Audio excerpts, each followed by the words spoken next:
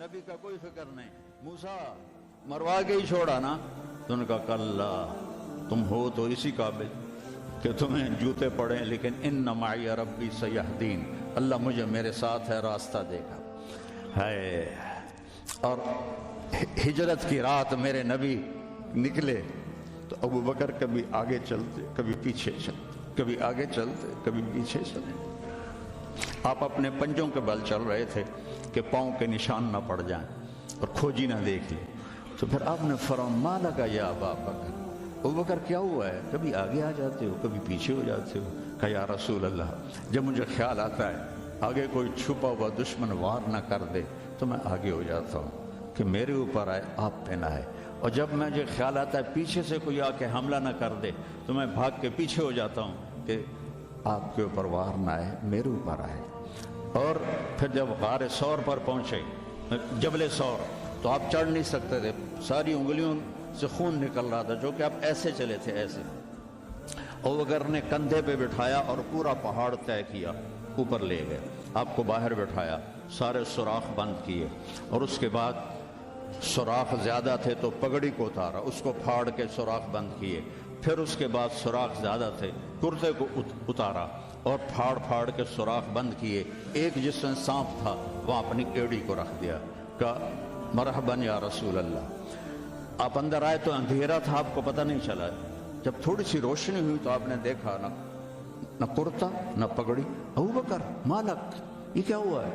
تیرا عمامہ کدھر ہے؟ تیرا کرتا کدھر ہے؟ تو کہا یا رسول اللہ یہ سوراخ تھے، مجھے ڈر ہوا کہ ان میں کوئی چیز آپ کو تکلیف نہ پہنچائے تو میں نے اپنے کپڑے پھاڑ کے سوراخ بند کیے ہیں. تو ایک دم میرے نبی رونے لگے اور ہاتھ اٹھا کر کہا یا اللہ میں ابو بکر سے راضی ہوں، تو بھی اس سے راضی ہو جا اور اسے جنت میں میرا ساتھی بنا دے. تو ایک دم جبریل آئے، یا رسول اللہ، اللہ تعالیٰ فرما رہے ہیں ہم ابو بکر سے راضی ہو اور جنت میں آپ کا ساتھی بنا دیا. انہوں نے میرے نبی کی زندگی کو یوں سچ کر دکھایا. موسیٰ علیہ السلام کی قوم کو اللہ نے کہا جاؤ ملک شام جا کے عمالقہ سے لڑو.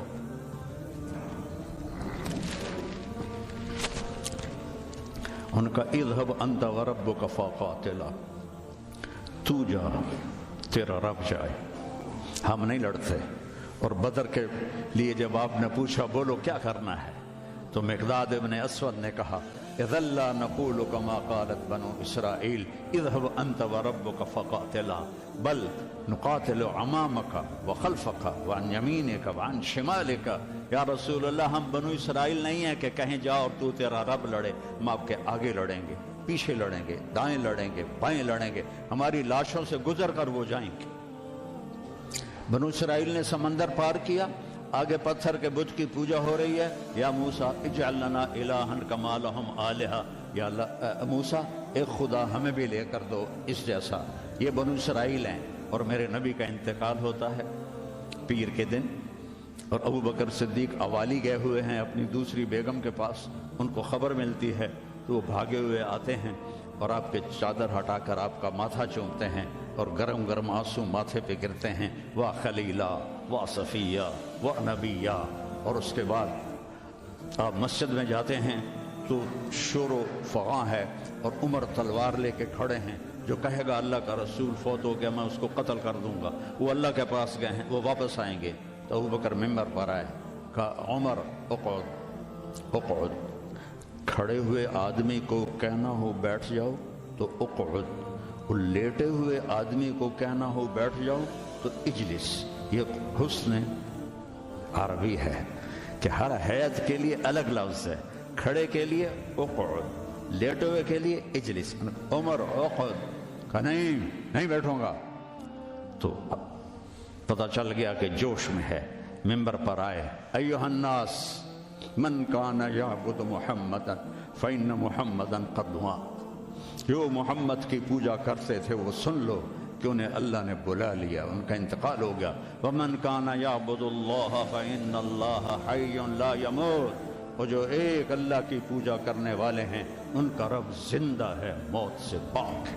میرے نبی نے ایسے لوگ تیار کیے جنہوں نے میرے نبی کی زندگی کو سچ کر دکھایا اور جانوں کے نذرانے پیش کر کے آپ کی زندگی کو دنیا میں زندہ کیا۔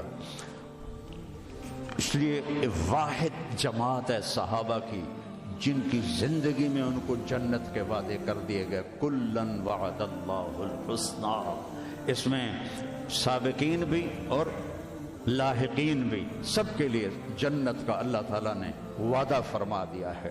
ایک امت تیار کی، ایک امت تیار کی۔ سارے قرآن نہیں پڑھے ہوئے تھے، حضرت خالد ابن ولید نے فجر کی نماز پڑھائی، تھوڑی سی آیات ایک جگہ سے پڑھی، تھوڑی سی ایک جگہ سے، تھوڑی سی ایک جگہ سے، اس طرح کر کے انہوں نے نماز مکمل کی، اور نماز کے بعد کہنے لگے لقد شغلنی الجہاد عن القرآن، بھائی معاف کرنا، جہاد کی وجہ سے میں تو قرآن بھی نہیں پڑھ سکا۔ لیکن بنے کیا، وہ بنے کیا؟ موتا کی جنگ ہے اور میرے نبی کے سامنے منظر کھل چکا ہے۔ آپ نے فرمایا تھا جب چلے تھے کہ پہلا امیر زید بن حارثہ ہوگا، یہ شہید ہو تو پھر جعفر بن نبی طالب ہوگا، یہ شہید ہوں تو پھر عبداللہ بن رواحہ ہوں گے، یہ شہید ہوں تو پھر جسے مرضی بنا لینا۔ ایک یہودی سن رہا تھا، کہنے لگا اعتراض گئے، یہ گئے، یہ نہیں زندہ تھے۔ تو اور وہاں 1,00,000 رومی اور 3,000 صحابہ۔ تو حضرت زید بن ثابت شہید ہوئے، اللہ کے نبی نے کہا تقدم زید فقاتل وقتل ودخل الجنہ ثم اخذ الرایۃ جعفر فقاتل وقتل ودخل الجنہ۔ پھر عبداللہ بن رواحہ ایک کونے میں 3 دن سے کچھ نہیں کھایا تھا، گوشت کی بوٹی نوچ رہے تھے کہ آواز پڑی جھنڈا گر گیا ہے عبداللہ، تو انہوں نے وہیں پھینکا۔ پہلے 2 درویش تھے، فقیر تھے، یہ بڑے مالدار تھے۔ پہلے 2 مہاجر تھے، یہ انصاری تھے۔ 4 بیویاں تھیں، باغات تھے، غلام تھے۔ فتردد بعد التردد، تو تھوڑی دیر کے لیے بیوی بچے غلام باغات کا خیال آیا، تو کہنے لگے عبداللہ بیویوں کا خیال ہے سب کو 3 طلاق، باغات کا خیال ہے سارے صدقہ، غلاموں کا خیال ہے سارے آزاد۔ اقسمت یا نفس لتنزلن کارہتن او لتطاوعن ان اجلب الناس وشد الرن ما لی اراکی تکرہین الجنہ قد طالما قد کنت مطمئنہ هل انت الا نطفۃ فی شنہ۔ اے عبداللہ کافی زمانہ گزر گیا ہے زندگی گزارتے ہوئے، چل اپنے ساتھیوں کے ساتھ مل تو بھی۔ اور جھنڈا اٹھایا اور آگے بڑھے، اور آپ نے فرمایا، اب عبداللہ نے جھنڈا اٹھایا اور آگے بڑھے اور قتل ہوئے، اور پھر آپ خاموش ہو گئے تھوڑی دیر کے لیے۔ انصار کہنے لگے کہ ہمارے اوپر قیامت ٹوٹ پڑی کہ کیوں رک گئے، کیوں رک گئے؟ دونوں کی دفعہ تو فوراً فرمایا، اب کیوں رک گئے؟ پھر آپ نے کہا وَدَخَلَ الْجَنَّةَ۔ تو انصار نے عرض کی یا رسول اللہ آپ رک کیوں گئے تھے؟ کہا وہ تھوڑا سا اس کے دل میں کھٹک آئی تھی، اس لیے جنت میں جانے میں تھوڑی دیر ہو گئی۔ اب جھنڈا گر گیا، ثابت ابن اکرم نے جھنڈا اٹھایا، کون لے گا یہ جھنڈا؟ انہوں نے کہا تو لے، تو بدری صحابی ہے۔ تو لے کہا نہیں میرے بس کا نہیں ہے۔ کسی نے آواز دی خالد کو دو۔ خالد کی پہلی جنگ تھی، صلح حدیبیہ کے بعد ایمان لائے، اور ان کی پہلی جنگ تھی۔ وہ فرمانے لگے بھائی میں تو ابھی مسلمان ہوا ہوں، کسی اور کو جھنڈا دو۔ کہا نہیں، سب نے کہا بس خالد خالد۔ انہوں نے ایک ہاتھ میں جھنڈا لیا، دودھ جب یوں تلوار کو جب اٹھایا نا، تو میرے نبی نے فرمایا ثم صلی اللہ سیفا من سیوفہ، اب اللہ نے اپنے تلواروں میں سے ایک تلوار کو نیام سے باہر نکالا ہے، اور انہوں نے ساری رومیوں کی فتح کو شکست میں تبدیل کر دیا۔ 9 تلواریں ان کے ہاتھ سے ٹوٹیں لڑتے لڑتے، اور اتنا رعب چھا گیا کہ پورے روم میں دہشت پھیل گئی خالد ابن ولید کی۔ یہ لوگ میرے نبی نے تیار کیے تھے، ایک امت بنائی تھی، یہ میرے نبی کا عظیم ترین کارنامہ ہے، اور اولین اور آخرین کا سب ایک جذبہ تھا۔ حضرت عمر کی مجلس میں ابو سفیان، اکرمہ بن ابی جہل، حارث بن ہشام، سہیل ابن عمر بیٹھے ہوئے ہیں۔ تو حضرت بلال آ گئے، کہنے لگے آپ لوگ تھوڑا پیچھے ہو جاؤ۔ پھر حضرت عمار آئے، آپ نے کہا آپ لوگ تھوڑا پیچھے ہو جائے۔ پھر حضرت صہیب آئے، آپ نے کہا تم لوگ تھوڑا پیچھے ہو جاؤ۔ پھر حضرت مقداد آئے، آپ نے کہا تم لوگ تھوڑا پیچھے ہو۔ پیچھے ہوتے ہوتے جوتیوں پہ جا بیٹھے، مہاجرین اولین کو آگے بٹھایا۔ تو یہ غصے سے باہر نکل آئے اور ابو سفیان کہنے لگے دیکھتے ہو عمر نے ہمارے ساتھ کیا کیا ہے؟ تو سہیل ابن عمر کہنے لگے صحیح کیا، وہ ہم سے پہلے ایمان لائے تو وہ آگے نکل گئے، ہم بعد میں ایمان لائے تو ہمیں تو پیچھے ہی رہنا ہے۔ تو کہنے لگے اگر آخرت میں پیچھے رہ گئے تو پھر کیا ہوگا؟ یہ فتح مکہ کے مسلمان ہیں، فتح مکہ کا پھر کیا ہوگا؟ تو سارے گھبرا کے حضرت عمر کے پاس آئے کہ ہم نے دیکھ لیا ہے جو تو نے کیا ہے ٹھیک کیا ہے، چلو ہم پیچھے رہ گئے ہیں لیکن کوئی طریقہ بتاؤ کہ آگے نہیں بڑھ سکتے تو جنت میں ساتھ تو ہو جائے۔ تو انہوں نے فرمایا انہوں نے جہاد میں جان دی تھی، تم بھی جانے لگا دو تو تم بھی ان کے ساتھ ہو جاؤ گے۔ تو 400 قریشی سردار مکہ سے نکلے، 400، اور حارث ابن ہشام ابو جہل کے چھوٹے بھائی ہیں، اتنے ہر دل عزیز تھے۔ جب یہ نکلے تو سارا مکہ چھوڑنے باہر آیا اور سب رو رہے تھے، بچے بچیاں مرد عورت۔ تو حارث ابن ہشام کھڑے ہو گئے، کہنے لگے یا اہل مکہ، اے اہل مکہ، اللہ کی ذات کی قسم مکے سے محبوب کوئی شہر نہیں، تم سے محبوب کوئی لوگ نہیں، لیکن ایک داعی نے آواز لگائی، اس پر ہمارے غلاموں نے لبیک کہا۔ آج وہ اتنا آگے جا چکے ہیں کہ اگر ہم یہ سارے مکے کے پہاڑ سونا بنا کے خرچ کر دیں تو ان کے ایک مٹھی جو کا اجر بھی نہیں پا سکتے۔ تم اپنی جانوں کا نذرانہ پیش کریں گے کہ آگے نہیں تو برابر تو ہو جائیں۔ تو یہ سارے سرداران تشریف لائے، اجنا دین کی جنگ ہو رہی تھی، اس میں شرکت کی، اس میں فتح ہوئی۔ پھر یرموک کی جنگ ہوئی جو فیصلہ کن جنگ تھی، جس نے شام کا فیصلہ کر دیا ہمیشہ کے لیے۔ 9 دن یہ جنگ چلتی رہی، کبھی ایسے کبھی ایسے کبھی ایسے کبھی ایسے، اور ایک دن ایسا ہوا کہ صحابہ دبتے دبتے دبتے عورتوں کے خیموں تک آ گئے، اتنے قدم اکھڑے کہ عورتوں کے خیموں تک آ گئے۔ تو حضرت اکرمہ رضی اللہ تعالیٰ عنہ نے اپنی تلوار کی نیام کو توڑ دیا اور لوہے کے ٹوپی کو اتار کے پھینک دیا، کہا من یبایعنی علی الموت، یا اللہ ہمیں موت دے گا یا فتح دے گا۔ تو حضرت خالد بن ولید اور اکرمہ رشتہ دار ہیں، تو خالد بن ولید نے ان کا ایسے ہاتھ پکڑ لیا، نا نا نا نا نا نا، ابھی تمہاری ہمیں ضرورت ہے، یہ نہ کرنا یہ نہ کرنا۔ تو انہوں نے کہا الیک انی، دور ہو جاؤ مجھ سے، انی و ابی کان من اشد الناس عداوۃ لرسول اللہ و افر منکم اليوم، میں اور میرا باپ ساری زندگی دشمن اسلام رہے، آج ہی تو داغ دھونے کا وقت آیا اور میں بھاگ جاؤں۔ ان لک سابقۃ، تو مجھ سے پہلے ایمان لا چکا ہے اور آگے بڑھ چکا ہے، پیچھے ہٹ جا، میرے راستے میں حائل نہ ہو۔ تو سب سے پہلے ان کے بیٹے عامر بن اکرمہ نے بیعت کی، پھر حارث بن ہشام، سہیل بن عمر، زرار بن اوزر، ابو سفیان بن حرب، ان سارے سرداروں نے بیعت کی، اور سب نے اپنی خود لوہے کی ٹوپیاں پھینک دیں اور تلواروں کی نیامیں توڑ دیں اور شیر کی طرح حملہ آور ہوئے، وہ سارے روم کو پلٹا کے پیچھے پھینک دیا۔ اور جب روم کے قدم اکھڑ گئے تو خالد بن ولید فوراً بھاگے بھاگے واپس آئے کہ میں پتہ کروں کہ اکرمہ کس حال میں ہے اور عمر کس حال میں، رشتہ ایک مخزومی ہے نا دونوں۔ تو جب عمر کو دیکھا تو وہ ختم ہو چکے تھے، جب اکرمہ کو دیکھا تو ان میں کچھ سانس باقی تھا، تو انہوں نے ان کا سر اپنی گود میں لیا اور منہ میں تھوڑا پانی ٹپکایا اور ان کے بیٹے عمر کا سر یہاں رکھ لیا، یہاں۔ تو ان کی آنکھیں کھلی کر قول کہا میں خالد ہوں۔ کیا کیا اللہ تعالیٰ؟ اقر عینک، اپنی آنکھیں ٹھنڈی کر، اللہ نے فتح دی۔ کہا اچھا عمر کو کہہ دینا جو تم نے کہا تھا وہ ہم نے کر دیا، جو تم نے کہا تھا وہ ہم نے کر دیا، اور جان نکل گئی۔ تو حضرت خالد بن ولید کو حضرت عمر پہ غصہ آ گیا۔ عرب جب غصے میں بولتے تھے تو ماں کے نام سے پکارتے تھے، اور جب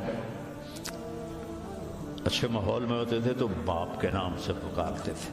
تو یہاں حضرت خالد کہنے لگے کلا زعم ابن الحنتمہ اللہ نستشہد. حنتمہ حضرت عمر کی ماں کا نام ہے. حنتمہ کا بیٹا اب یہ نہیں کہہ سکتا کہ سرداروں نے جان قربان نہیں کی. یہ میرے نبی کی محنت کا ثمرہ ہے. یہ مدارس اسی کا سلسلہ ہیں, یہ خانقاہیں اسی کا سلسلہ ہیں, یہ تبلیغ اسی کا سلسلہ ہے. لیکن بیٹو صرف کتابیں پڑھنے سے تربیت نہیں ہوتی. اہل اللہ کی تربیت میں رہو, ان کے ساتھ اپنے اندر کی گندگیاں نکالو, تبلیغ میں وقت لگاؤ. مجاہدے سے انسان میں جلا پیدا ہوتی ہے اور وہ اس کا رخ نیکیوں کی طرف پھرتا ہے.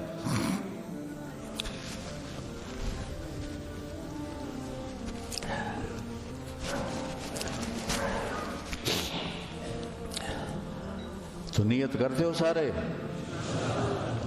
چند باتیں کہتا ہوں.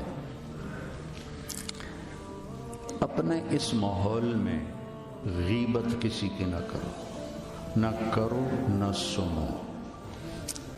غیبت اشد من الزنا, غیبت زنا سے زیادہ سخت کام ہے. غیبت نہ کرو کسی کی. کئی لڑکے بہت ہی نیچے چلے جاتے ہیں, اپنے استادوں کی غیبت کرتے ہیں.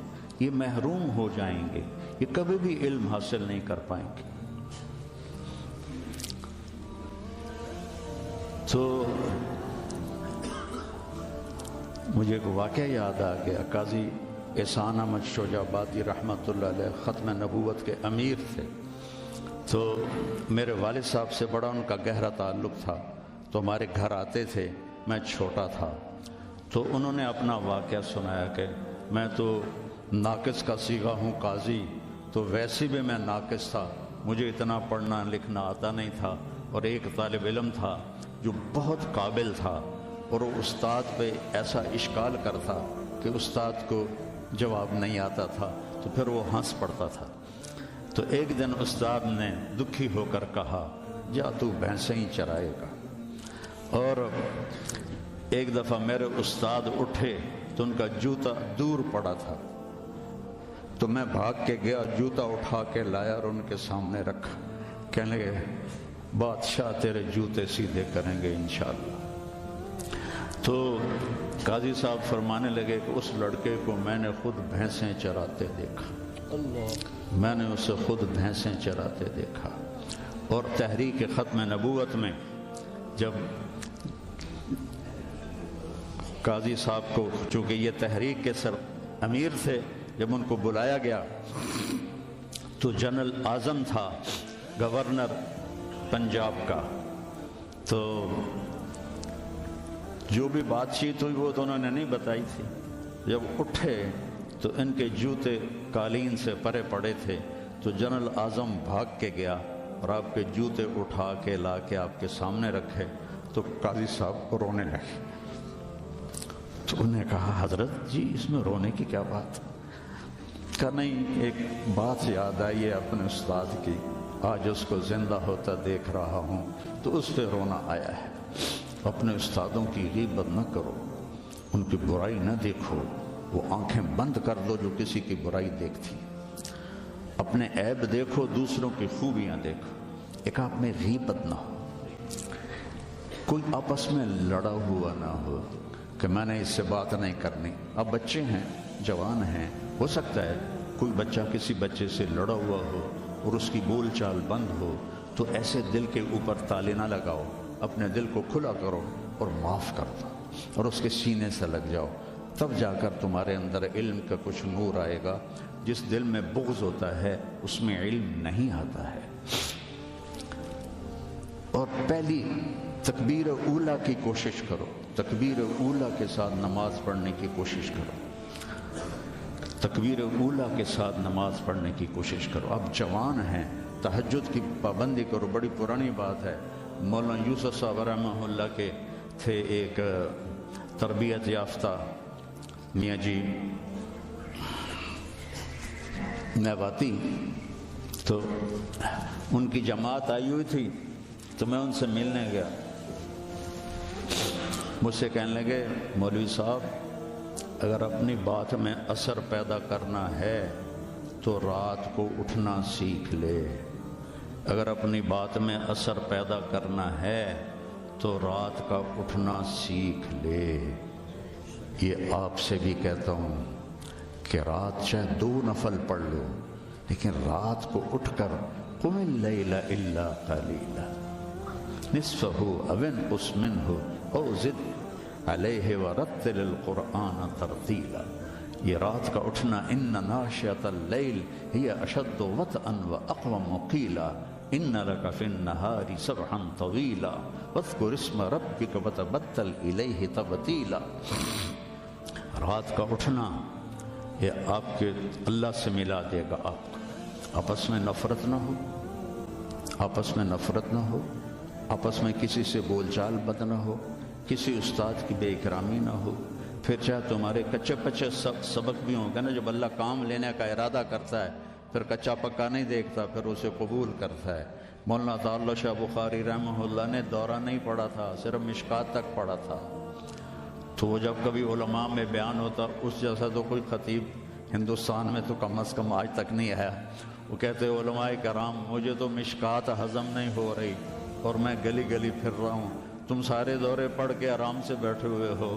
یہ ان کا ایک جملہ مجھے سنایا. ہمارے استاد مولانا ظفر صاحب رحمہ اللہ فوت ہو گئے. ٹھینگی میں ان کا مدرسہ تھا، جامعہ خالد بن ولید. تو بچوں آپس کی محبت سے رہو، اپنے سبق کے ساتھ انصاف کرو. مولانا منظور صاحب آپ کے بہت بڑے محسن اور ہمارے مکتب فکر کا بہت بڑا یہ سرمایہ ہے. تو ان کی دل سے محبت کرو. یہ چیزیں محبت سے منتقل ہوتی، محبت سے چیزیں منتقل. یہ ٹیلی فون نہیں 2 ایسے کرتے ہیں یا یوں ایسے لگاتے ہیں تو سارا ڈیٹا دوسرے فون میں چلا جاتا ہے کہ نہیں؟ سارا ڈیٹا چلا جاتا ہے. یہ وہ فون ہے، ان کے ساتھ جڑو گے تو ان کا ڈیٹا تمہارے اندر چلا جائے گا، کسی کی دعا لگ جائے گی. ایک دفعہ واقعہ سنا کہ میں بس کرتا ہوں. میں مدرسے کا امیر تھا رائمنڈ میں، تو مجھے سارے دن کی کارگزاری سنانی ہوتی تھی مولانا احسان صاحب کو، جو آج کل بہت علیل ہیں. تو میں برآمدے میں کھڑا تھا، سردیوں کے دن تھے. تو مولانا عبد الرحمن صاحب رحمۃ اللہ علیہ میرے استاد تھے، سب سے شفیق. وہ برآمدے میں ان کا بستر ہوتا تھا، مولانا احمد بٹلہ. وہ تو انہوں نے کروٹ بدلی اور کیا ہائے زور سے. تو احمد بٹلہ صاحب فرمانے لگے مولوی صاحب خیریت ہے؟ کیا ہوا؟ کہنے کہ سر میں بڑا درد ہے. تو اس وقت رائمنڈ میں تھرموس رکھنا جرم تھا. تو 2-3 لڑکے تھے جنہوں نے چھپا کے رکھا ہوا تھا، تو مجھے پتا تھا. تو میں اسی وقت اڑ کے گیا اور اس سے میں نے کہا تھرموس دو. انہوں نے کہا وہ وہاں چھپا کے رکھا ہے. میں نے وہ لیا اور بغل میں دبا کے اوپر چادر لے لی. سردیوں کا زمانہ تھا. مولانا تشریف لائے، ان کے ساتھ میں ان کے گھر تک گیا، ان کو کارگزاری سنائی. وہ اندر گئے، میں نے وہیں سے دیوار سے چھلانگ لگائی. یہ 72-73 کی بات ہے، جب کوئی بازار نہیں تھا رائمنڈ میں. 2-3 صرف چھوٹے چھوٹے ہوٹل تھے اور 10 بجنے والے تھے اور اس وقت سناٹا ہوتا تھا. میں نے کہا یا اللہ چائے بھی مل جائے اور سر درد کی گولی بھی مل جائے تو آج میرا کام بن جائے. تو میں نے سارا دیکھا تو سب ہوٹل بند. ایک ہوٹل بند تھا لیکن تھوڑا سا کیواڑ کھلا ہوا تھا اور اندر سے روشنی آ رہی تھی. وہ انور نام کا ایک ساتھی تھا مرحوم، اس کا ہوٹل تھا. میں اندر گیا، میں نے کہا بھائی انور چائے چاہیے. کہا بھائی میں تو تھک گیا ہوں سارا دن، تو خود بنا لے. تو وہ سٹوو ہوتا تھا ہوا والا، وہ میں نے چائے بنائی، تھرموس میں ڈالی. میں نے کہا کوئی سر درد کی گولی ہے تیرے پاس؟ اب چائے کے کھوکھے پر کھوکھا سر درد کی گولی کا کیا کام ہے؟ کہنا کہ وہ پھٹے پر دیکھو شاید کوئی پڑی ہو. تو میری تقدیر میرا ساتھ دے رہی تھی. میں نے دیکھا تو ایک ساری ڈان ہوتی تھی اس وقت، وہ سر درد کی گولی تھی جیسے آج کل پیناڈول ہے، وہ ساری ڈان پڑی تھی. میں نے کہا لے بھائی آج کام بن جائے. میں نے وہ لی اور دوڑ لگائی اور جب مولانا چادر لے کے پڑھتے تو میں نے ایسے پاؤں دبائے تو انہوں نے سر سے غذائی ہٹائی، مجھے دیکھا، کیا بات؟ میں نے کہا جی یہ چائے ہے، یہ گولی ہے، آپ کھا لیں، آپ کے سر میں درد۔ تو ان کے منہ سے کلمات نکلے، اس کا میں ثمرہ ہوں، اپنی ذات میں کچھ نہیں، میرے استاد کی دعا مجھے لگی۔ ان کے چہرے پر اتنی خوشی آئی، وہ بڑبڑاتے ہوئے، الفاظ مجھے سمجھ میں نہیں آ رہے تھے لیکن میرے لیے دعا فرما رہے تھے۔ تو ایسے موقع تلاش کیا کرو کہ آپ کو استاد کی خدمت کا موقع ملے تو ان کے منہ سے دعا نکلے اور آپ کے کام بن جائیں۔